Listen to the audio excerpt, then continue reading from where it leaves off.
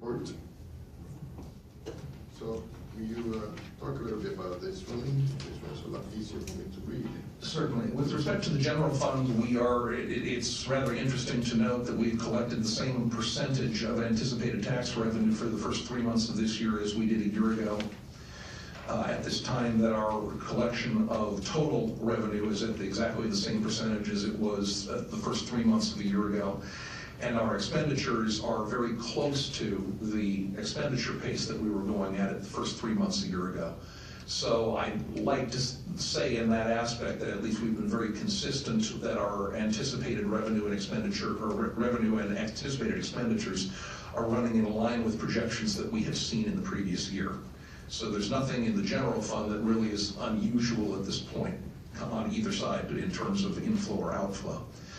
I will note that the Gulf Fund has started the year in a worse situation than we had hoped, and that the bad weather has certainly not helped in getting people out to the course. That is a number that is significantly into deficit, and we're going to have to, I think we made some anticipated intent on revenue the last couple of years and weather conditions definitely have an impact on it that have not fulfilled. Is that going to mean that we need to reduce expenditures at some point? Maybe. But we'll see once the weather gets a little bit better here and see how many people are starting to come to the course if that balance gets a little bit closer up to zero like it needs to be. Obviously, that's a very weather sensitive area, and we're not getting nearly the start that we did a year ago in terms of people on the course. And obviously the golf course, I had a chance to go in the other day and noticed that they're preparing a lot of it right now. They're doing a lot of work on it, and hopefully that will help to extend the durability of the golf course. So Indeed, the expenditures they've been making have been very important to the long-term durability of the course, and I didn't mean to assert anything otherwise than that, but they have been rather significant, and the revenues that we had anticipated being available against making those improvements have not come in last year or so far this year as we would have hoped. And also in this instance included the freezer from the Jack Slice. Yeah, because of the agreement that had been made, in that there's a freezer and a refrigerator behind Jack Slice that are permanently part of the property that are city owned. But part of the agreement of that was that there was a rent break that was given to the proprietors of Jack Slice while those particular items were being paid off. And now they are paid off in full, so we're getting the full rent coming back in. Okay. When did that? When did you get the full amount? That's all. The full amount has been in there since. Full amount of rent. As of March. As of March, we're collecting the full amount of rent, which is about $3,000 a month. It's in that range. All right, cool. Anything else on this report? I think we were talking a little bit about the.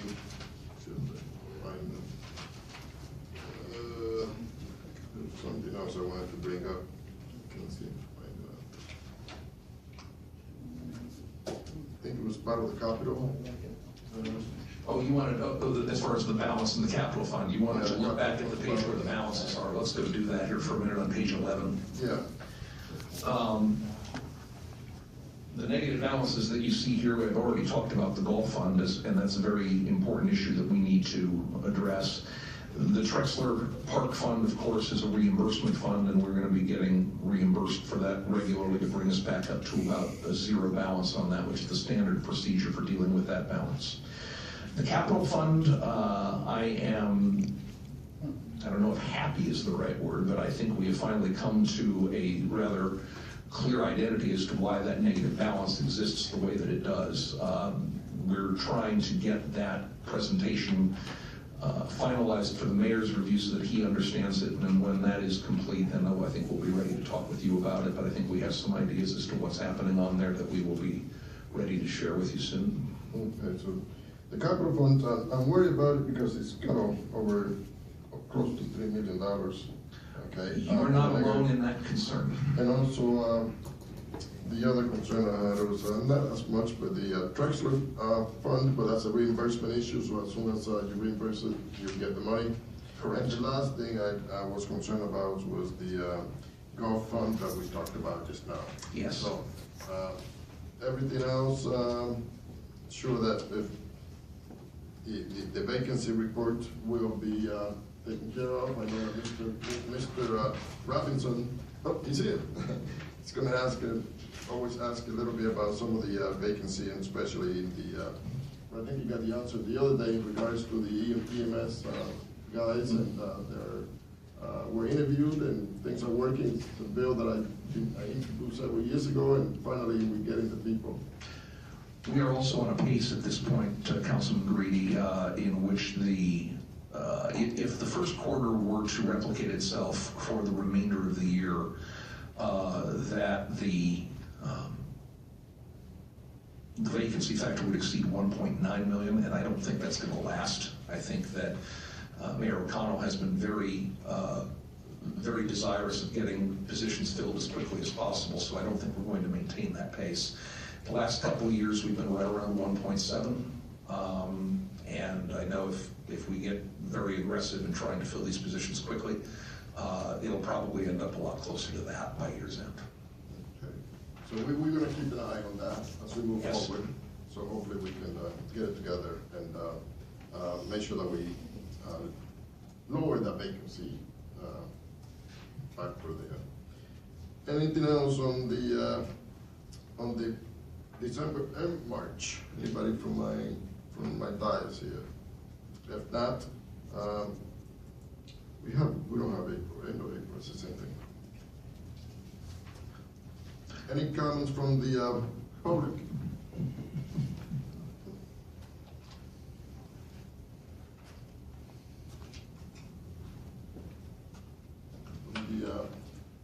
The same question comes up, was triggered by Mr. Hartzell. The 1.7 million that we found, that was found out in the trial of where it went, seems to equal the money that was in the vacancy fund that no one could find, and it was dismissed. So if that 1.7 million was in the bank for the years that it was missing, the interest of that would have covered a couple $1 million. We still don't know where this 1.7 is that the FBI found. We can't even get an answer for that. How many times must I come up here and ask for an audit to find out? The number keeps coming, 1.7, 4.8. It was supposed to be 5 million in the stabilization fund, and the interest of that money was supposed to be at 5.2. Now the numbers aren't matching again. How many times must I come up here before someone will just take time and have someone investigate why these numbers keep coming up that match missing money? How many times must I say it? I was going to wait until we finish the meeting to tell you this, but I tell you now. Okay. I hear you. You bring this up every time we have a meeting, and what I am suggesting for council to do, and I think I got some people, including Mr. Robinson, to support me on this, is that we do the same type of, same, almost similar, but not the same, as the Allentown School District did, where we hired a finance company, and we put it up for procurement soon, right, Mr. Harlan? If we approve it by council.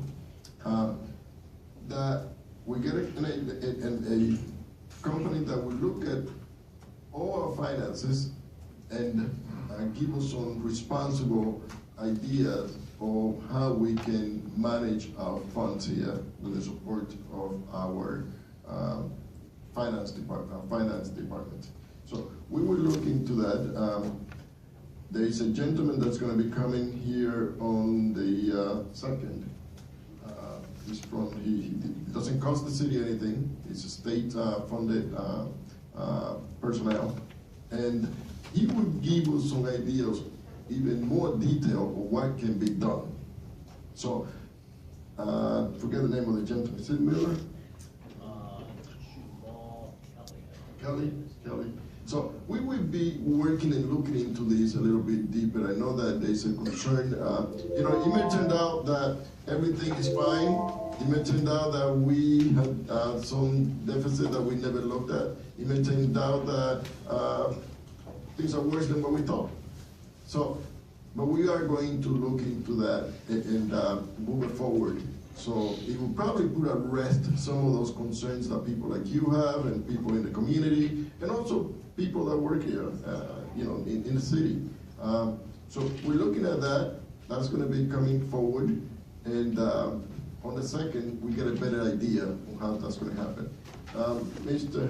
Hartzell, I saw you looking at, you wanted to answer something that Mr. Hahn said? Mr. Hahn has raised these issues in numerous venues before, and I am not quite ready to answer his question on the 1.7. I know where it was, but we need to have the briefing with the mayor first before we get to that point, and it will, I don't know if it will make him feel any better, but no, nobody came around to steal $1.7 million. But that issue is going to be dealt with when we do the capital reconciliation report. It so happens that some of these numbers do have some very interesting coincidences, 1.7, 1.6. I do know when he's talking about whatever's in the stabilization fund that right now it's $5,214,000. So well, we're not touching what's in there. Yeah, that's been that way for a long time. So. But a lot of these are coincidences, and I'm looking forward to clearing those up very soon. Okay. Are you okay, Mr. Hahn? I mean, we're going to keep talking about this. If you just let me have one reply because someone used up all my time. Don't use a lot of it because we got another meeting coming up. The clock was behind you. The interesting thing is PFM, the last expert that came in to help the city out of the financial problem they had with just a budget that only took $60 million to put in the pension fund that could have been done with a bond, and then Schweier and Schlossberg, all they had it. By the way, it was 150 million. But No. They only need 60 million to go into the pension fund, and the $12 million and the two raises in the water and sewer, the 2010 and the 2012 5% gave $30 million. And plus the water and sewer, 12 million. In 5 years, the $60 million would have paid off by the 12 million that they were making, and we wouldn't have to have this debt. Again, the rob Peter to pay Paul is catching up on us, and it's going to be too late to someone say, "Oh, he was right." I don't want to be right. I heard you. Thank you, Mr. Hahn. We got Mr. Hirschman who's behind you. Well, I'm just saying, don't hire PFM or someone like that puts them in another. The school district printed in the paper they want to hire PFM to help them with $28 million. We're not saying Just we're going to hire remember, we you. paid $5 for them to get us in this We're predicament. not saying that we're going to hire you. We never said. Congressman 405 North Gilmer, Allentown. Mr. Robinson was concerned about those paramedics, and now we have 5 paramedics. Sure. You were concerned about 2, we're 5 now. We'll go right ahead, Mr. Robinson. Yeah, But my concern is public safety, and we're 9 patrolmen short, so I think what has happened, Council Public Safety Committee, I'm moving for time, should look into the reason we're short paramedics and patrolmen. There's got to be a reason. Yeah. And my final question is that you... We're only talking about the finances, Mr. I said, yes, but that's part of the report. Yeah. Go ahead. Okay, the final thing, you promised for the next report that we review, we'll find out how much interest we earned with this investment advisory committee and the fees. Can't find it. I'm ready. Go ahead. In the process of getting everything accomplished with the planned investment of funds with Manning and Napier, our lack of having a financial advisor and a bond counsel kept a delay in place because our legal folks wanted to be sure that we absolutely had nothing that was tied to any of our previous commitments that would limit us from being able to invest those funds. We have gotten clearance on being able to do that. We have finished getting all of the IDs in place for the custodian agreement that accompanies this. We're just about ready to make that investment, which right now I'm anticipating that we're going to be making probably 150 basis points above what we're going to be paying Manning and Napier for the privilege of letting them invest our funds. In the meantime, now that we've moved over to TD Bank with our basic deposits, we're actually starting to collect a little bit more money than we had been with our previous bank. And those monies are going to start showing up as well. But I'm not at all concerned that the revenues with respect to investment income are long tarried. You're going to start seeing them coming in over the course of the summer. Thank you, Mr. Hartzell. You okay? We never had investment advisor then. I'm sorry? We never used the investment advisor. Oh, no. I mean, I think the issue is, the issue, and I hear you talking about it before, Lou, and also Mr. Hunt over there, is are we using the investor and using all the money that we could actually utilize to pay down debt and or to increase our revenue in interest, or is this person actually generating money for us?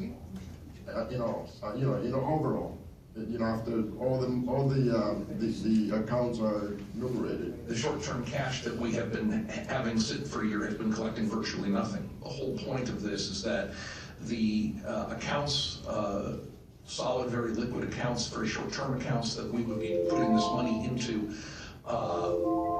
there is a fee, including the custodian fees, of about 32 basis points, 0.32%, that is involved in the servicing of this. And we're anticipating, from what I'm hearing right now, that we're getting returns just on the things that we can invest in that are close to 200 basis points. So 200 minus 32 is a whole lot better than what we're getting right now. So that's the answer. All right. We'll Let's move discuss on. that later on. Thank you, Mr. We also have account 46. I'm sorry, Ms. Sven. Okay, Helen Hahn, 2016 East Highland Street, Allentown, PA, 18109. I haven't been here for a while, so I'm in left field. I don't get that council isn't interested in knowing that there should be a forensic audit. I mean, it doesn't make sense that you guys. I just said that we're going to do that. You're going to do that. Yeah. We're not calling it a forensic audit, but we're going to look at every single account. We're going to look at the income, the revenue. We're going to look at the expenses. We're going to look at everything from the last several years, where the accounts are, where's the money, and what we can do we get more information to see recommendations that we can do in the future to have a solvent city, financially solvent city. So that's what we're looking at. We are going to be having a person here from the state, no cost to the city, that is going to come on May 2nd to talk about that and talk about the process that it will take. So we keep you posted. May 2nd, come over. What time is the meeting, Mike? Do you know? 6:30. 6:30, come over May 2nd, and we should be here, and you get a better understanding on where we are. So I know people keep talking about forensic audit for a long time, and we haven't done one, but I think this is similar to what you're looking for. But I think it's only fair to all of you, because you're involved in this, and this, you shouldn't have to take the burden of all the things that transpired. I agree. That you can't do anything about anymore. I agree. Was BP&T, was that the bank, that the money that you're... BB&T? Yeah. Yeah, that's the new bank, right? That's the new bank. What's the new They bank? were closing. TD. Oh, TD. Yeah. Okay, appreciate that. Thank you. Thank you. All right, Mr. Hunziker, you don't have to say you an address anymore. We know where you are. Are you sure? Yeah. Well, I'm Hunziker, 844 South 11th Street, Allentown. I had it. All right ahead. Glad that you're ready. We're members of the H3 committee, as known around the city, I guess, but one of the things we put together was a list, and I'll give you this sometime in the next couple of days. But anyway, one of our first items was going back to the forensic and finding out, in our opinion, we have to find out exactly what's in all these accounts. So we're asking tonight, basically, the finance director to provide an annual state of the city finances on his own with a PowerPoint and written documentation on all the city accounts. Basically, he should do that every year before the 1st of March. Every year, whoever it is, it's him or somebody else. Include all city bank account statements, basically where we are. All the cash should be brought out. We can figure it out from there. All these transfers and everything, we can figure that out, but we know that, we know where we are. Include all capital projects, along with their pound listings, and assigned encumbrances, and balances. I make your life And so, and in this report. Yeah, In other words, we want him to provide a complete audit on from his department. Okay, we, because we have another meeting coming, I agreed that I would meet with you Saturday, right? Correct. And at that time, you give me all that information, and I will make sure. One just quick thing about the investments. We were at a recent LCA meeting, and basically here they have a few investments on their own that they do. For 6 months, basically this started, here's a $600,000 one from 1/12/18 to 6/26/18. They're getting 1.25%. Now, we could have been doing that. I mean, call up the phone and get somebody. It's not that difficult. We should be You doing just it. don't. And there's a whole listing here. You'll probably find, you'll probably follow your We recommendation. don't have to pay somebody to do this. He's experienced enough to do this. You know, it's on his resume. Okay. Got it. Mr. Chairman, if I can, please. You go right ahead, sir. They're much more fun to meet when you meet with them one-on-one, or than the council meeting. But, I did meet with them yesterday, and the list that Mr. Hunsaker has, I said, you know, we're gonna do a charter review. I think some of the things that he has on, or they have on that list would be good to incorporate into that, so. Yeah. I mean, they have great ideas sometimes, but, you know, it's just an issue of putting it together in the right way, in the right time, in the right place. Exactly. All right. That's enough credit for that. Thank you. All right, so I don't have anything else. Oh, the account 46 report. It's in the back, right? So it's in the back. If anybody has any comments, any question about account 46. And we will be bringing a capital report at the next meeting for the first quarter. Okay. Anything? No? Okay, so if not, then I will call this meeting adjourned. And they say, committee meeting, 6:30, we're trying to say the,